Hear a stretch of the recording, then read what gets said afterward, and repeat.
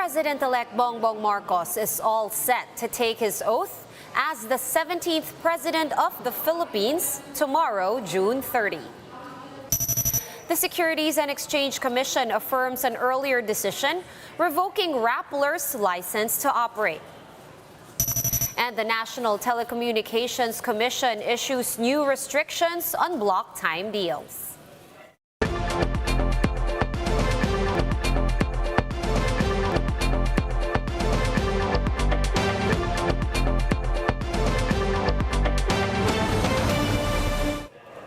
Fast, focused, and fearless. Here's a roundup of stories we're watching now. I'm Sean Yao.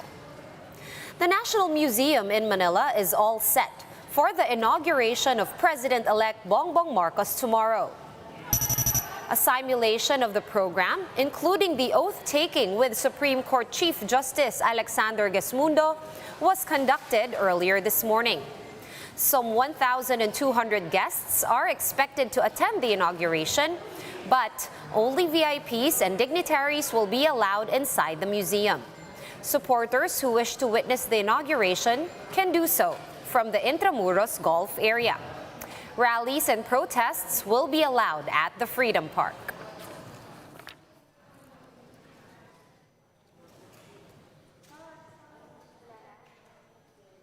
Wala pa po silang nabigyan ng permit ng rally.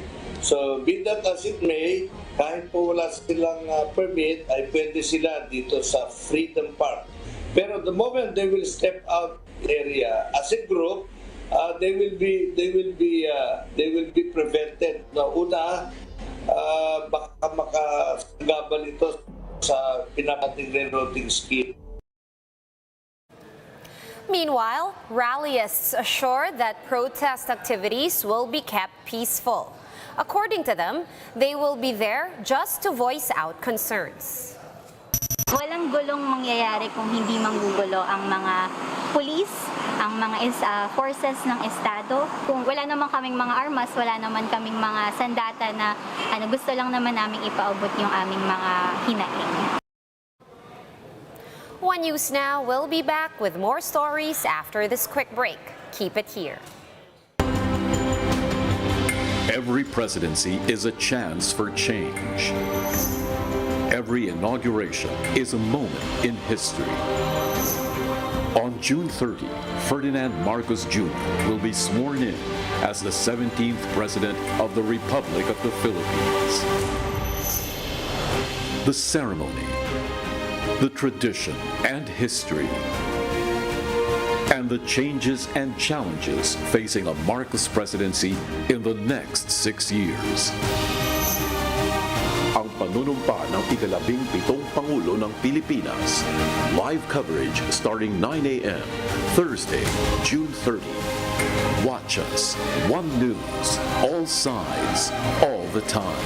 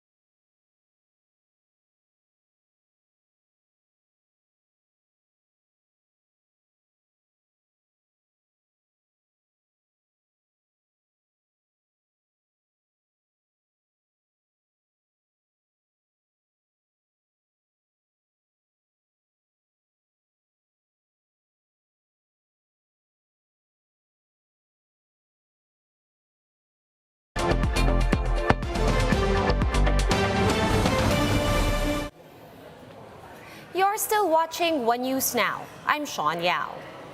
Tropical Depression Caloy has maintained its strength while slowly moving northwest. Let's get the details from Pagasa weather forecaster Grace Castañeda, who's joining us over the phone. Good evening, Grace. Are we expecting rains for tomorrow's inauguration of President-elect Bongbong Marcos? Good evening to all our listeners. Yes, we're still expecting rains by tomorrow during the inauguration, but we're expecting cloudy skies with scattered rains tonight through tomorrow early morning. But we're expecting a most cloudless skies, or we're expecting a less chance of rain by morning till early evening. But still, there's a possibility of light rain through that period, and in the afternoon, we're also expecting a higher chance or increasing chance of rains, and also with thunderstorms through nighttime. All right. Manila, though, the rains that will be experienced here in Metro Manila, these are not directly brought by Tropical Depression Caloy, and instead these will be monsoon rains, yes? Yes, the rains that will be experienced over Metro Manila will be brought by the southwest monsoon enhanced by Tropical Depression Caloy. All right, having said that, which areas in the country will be affected by Tropical Depression Caloy? Based on our latest analysis, Tropical Depression Caloy is not directly affecting the whole archipelago or any part of our country, but instead it's continue enhancing the southwest monsoon, which is the one bringing the rains over the most part of Luzon and also in some areas in Visayas. All right, and do your forecasts see TD Caloy weakening in the next few hours or in the coming hours? In the next 48 hours, we're still expecting Caloy to remain as a tropical depression. But tonight through tomorrow early morning, we're expecting it to exit the Philippine area of responsibility. All right. And apart from Metro Manila, which other areas in the country will experience the habagat or monsoon rains? The areas or the provinces of Bataan, Zambales, Palawan, Oriental Mindoro, Occidental Mindoro, and Aurora and Quezon will experience monsoon rains, while Metro Manila and the rest of Luzon, and also the provinces of Western Visayas and Zamboanga Peninsula will also experience scattered rain showers and thunderstorms brought by southwest monsoon enhanced by Tropical Depression Caloy. All right, so bottom line, be prepared for some rains no matter where you are in the country. Thank you so much for those updates. Pagasa weather forecaster Grace Castañeda joining us over the phone. And Rappler is set to appeal the Securities and Exchange Commission's order revoking their corporate registration. Marian Enriquez with the details. It's business as usual. This was Rappler CEO and Nobel Peace Prize laureate Maria Resa's response to the Securities and Exchange Commission's move to uphold its decision revoking the media company's license to operate. We continue to work. It is business as usual. We will follow the legal, there is a process, and we'll follow the legal process. We'll continue to stand up for our rights. The SEC has claimed that Rappler violated the restrictions on foreign ownership when it issued Philippine depository receipts to a foreign investor. But the Court of Appeals remanded the case for a re-evaluation. Rappler's chief legal counsel, attorney Francis Lim, explained that they have 15 days to file for a petition for review before the CA. They are also ready to bring the case up to the Supreme Court if necessary. So it's not the end of the world for us. There's still a very long process to go. We strongly believe in our case. We are positive that we can have the revocation of Rappler reversed by the highest court of the land. Lim also clarified that the SEC's revocation order is not yet final and executory. As far as they're concerned, the SEC decision was highly irregular. We were not given due process during the evaluation stage. Due process, which is a constitutional right, should have required that we be accorded our day in court before the SEC decided this particular case. So that's another powerful argument. Lim said he believes that the SEC will not implement the ruling pending their appeal, but But he said they are ready if things turn out for the worse. For News 5, Marian Enriquez, we are One News. And here's a quick look at today's other top stories. The National Telecommunications Commission is limiting block time deals for all radio and TV broadcast stations, a move that coincides with reported merger talks between ABS-CBN and TV5. The NTC has restricted the amount of daily airtime that a radio or TV station can sell to block timers to just 50%.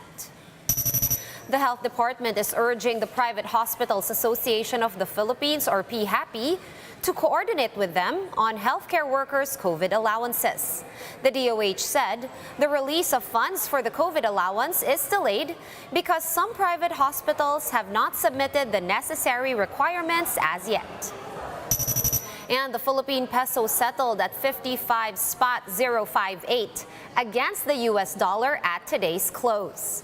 This is the weakest that the local currency has been in nearly 17 years, or since October of 2005. For more updates, visit News 5, The Philippine Star, and Business World online. Visit our website, onenews.ph, for more in-depth analysis. You can also catch One News on Signal Play. Register for a free account at www.signalplay.com and stream One News live anytime, anywhere. Masks on, wash hands, and stay safe, Philippines. I am Sean Yao.